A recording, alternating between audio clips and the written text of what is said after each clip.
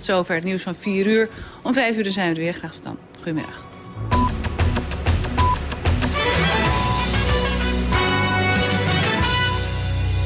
Hectiek, spanningen en romantiek.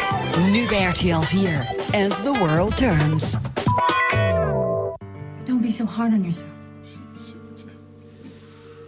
She's not how I remember. I couldn't even stay in the same room with the woman that I supposedly love. Someone you love was disfigured and it upsets you. I mean, No, she wasn't disfigured, was it? She's old. And I don't know what I feel. Oh. Look, this seems very normal to me. I mean, if somebody I cared about was somebody who was suddenly, I don't know, 50 years older, I think I'd be scared to death. Didn't scare Jack. Jack is a cop. They're trained to mask their feelings. You're a normal human being who's having a very honest reaction to a very abnormal situation. And for some reason, you're ashamed of that. That's making you feel much worse than you deserve. And what did you honestly do? You went in and you reunited the woman with her child. You gave her a little privacy. She doesn't need to know why. Next time you see her, you'll know what to expect, and so will I. In fact, I'm very grateful to you for telling me this. Because if I walked in there unprepared, I don't know, I mean, I would have screamed or passed out or something. You don't think I'm a coward? No.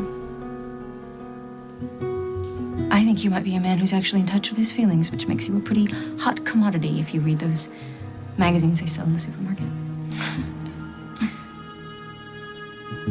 You're a nice guy, Craig. What can I say?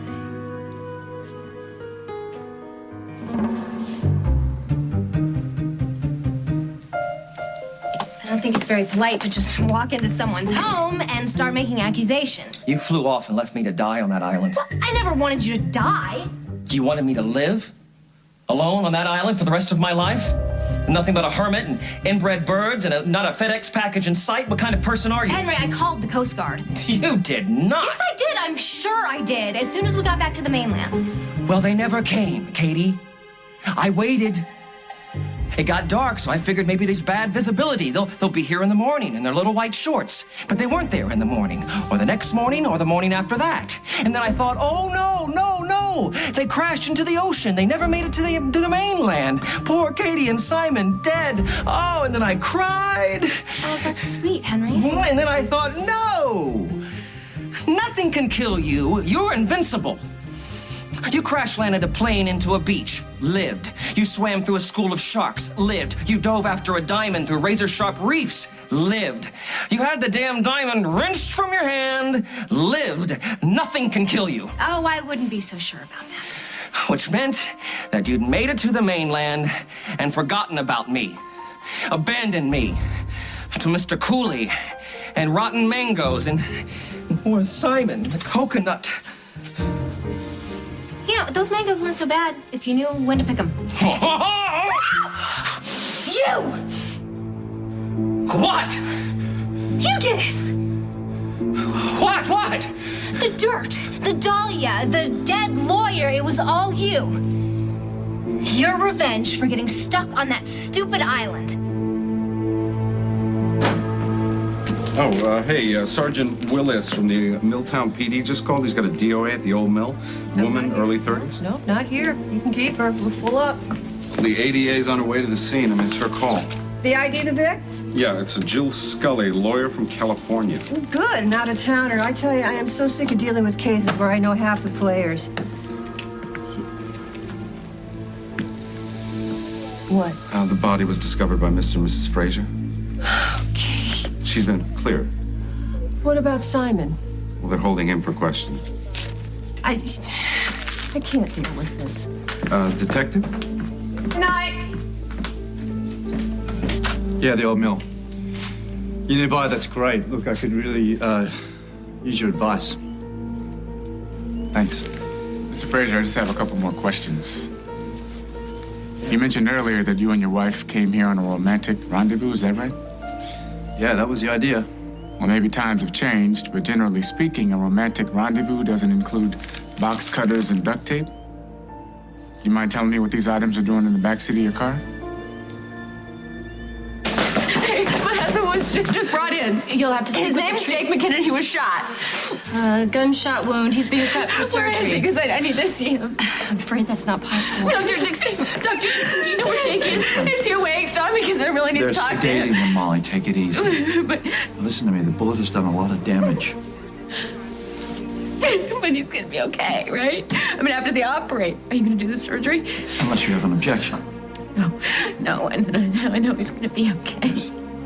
I just want to warn you, he's lost an awful lot of blood. And the trajectory of the bullet tore up a lot of tissue around the heart. But you stabilized him, and you're gonna fix it. I'm going to do the best I can. Will you take care of your mother? I'm so sorry, Molly. Oh, honey. No, it's not your fault.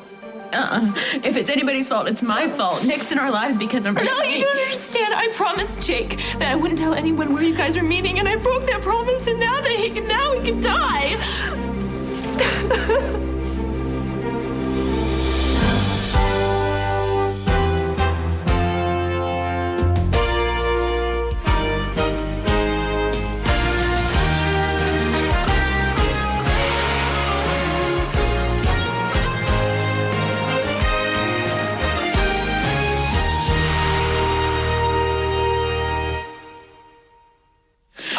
Jake knew that if the police arrived and Mary heard it, that she would get angry and she would hurt somebody. Is that what you think, honey? Because that's not what happened. We didn't know the police were outside until after it was over.